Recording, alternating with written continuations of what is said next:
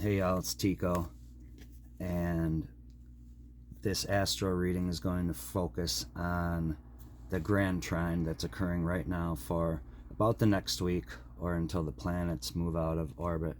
My dear friend Starlene explained it to me as a giant triangle in the sky right now that's occurring between Saturn, Mars, and Venus. And so with the astro readings, we look at using the tarot symbolism to understand what's occurring in the astrology. So Venus in tarot is represented with the Empress. Mars is the Tower, and Saturn is the World card here. So we're going to look at how all these three might create this kind of triangle. And so there's a really large 3 vibration right now. Empress is the 3rd card, and the numerology for the World card is 21. 2 plus 1 is 3. So there's a lot of 3 vibration, and 3 is creativity, and it's growth, and it's expansion, right? And that's what Empress is really all about here, and with the Venus card, you know, which is the nurturing and growing of our spirit, our products, our passions, you know, our lives. And so when we're looking at how these 3 cards might come into play in kind of triangulating, right?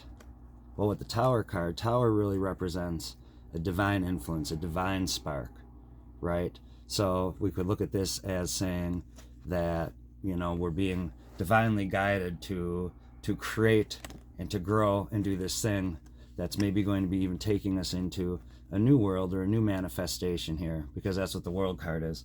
The World card is also about these completions. So I feel like these cards are really encouraging us, whether it's products, projects, relationships, occupations, right now, to really be examining, you know, what do we want to start and what is already completed, right?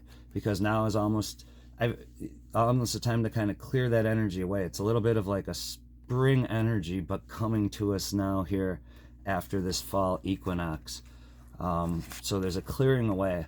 You know, when the Tower card shows up, it's a momentum, it's a forward, it's a Mars, it's a spark. So the numerology, the 1 plus 6 is a 7, and that's the Chariot card, right? So it's a forward push, a momentum. Sometimes it can feel chaotic and hectic. You see the little people flying out of the Tower, but the Tower is always, you know, something that wasn't meant to necessarily stand. I won't say, you know, and some readers would say maybe it's like an ego or a false ego or something that we built. But for me, you know, it reminds me a lot of like sand castles when we're going with the flow of the water that comes in and out. You know, we build things here on this earth matrix as temporary because we enjoy them, right? So this is kind of a divine spark. I feel like it's a little bit of that energetic cleaning away of, you know, what's maybe not serving us right now, what's preventing our growth, what's maybe holding us back, right? Because the Empress, that growth is kind of an unbounded. This is really an unconditional love card as well. And unconditional love means wishing you the best and granting you, you know, as much right to exist and hoping that you get the best conditions to exist and grow and flourish, right? So this is really all about thriving, not just having to survive. And with completions comes new beginnings. So, you know, not being afraid with that Saturn energy to let go of what's maybe been a long cycle or a period of growth, or, you know, something that we wanted to get started on, because now would be the time, you know, with that Mars energy, that fire, to like kick into gear what we can really be creative about. Maybe this is all just going to happen in the, you know, the mental space. This could be happening in the physical space or the emotional space, because these are the archetypes of the planets, right? And so they're all triangulating together.